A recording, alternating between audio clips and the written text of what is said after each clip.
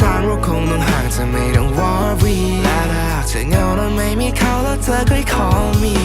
แต่ว่าสุดท้ายเธอเป็นคนโดนทำร้ายมันก็คงรับไม่ใช่ที่น้องกลับมาน้ำตาไม่รู้ว่าผมนั้นมีส่วนผิดตรงไหนเพราะสุดท้ายผมก็รักแค่ได้เจอมันนานๆที่บอกว่ารักเธอมาเอากลับไปซาบอกไอ้คนที่ชนะไม่มีฉันในนิทาน yeah ขอให้โชคดีเลยกันนะเธอมีที่พักที่รักฉันต้องลา yeah ฉันคงต้องลาเธอไปไกลเราสองคนไปต่อไม่ไหวเพราะรู้ว่าเธอมีเขาแทนใจ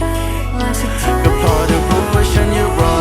เธออยู่อย่างนั้นและฉันก็ยังสมองที่เดิมและฟังเพลงโปรดแล้วอยู่ซ้ำๆมันลีหมดไปไม่รู้กี่ซองยอมใจช้ำๆ